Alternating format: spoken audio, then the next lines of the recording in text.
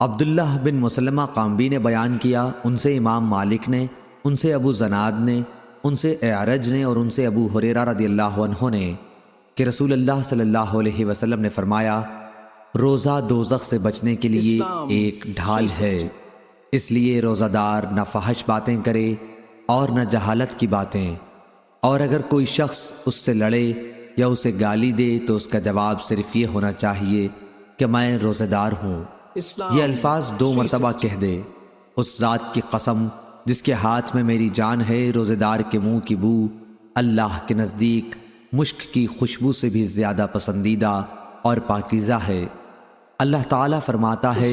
بندہ اپنا کھانا پینا اور اپنی شہوات میرے لیے چھوڑتا ہے،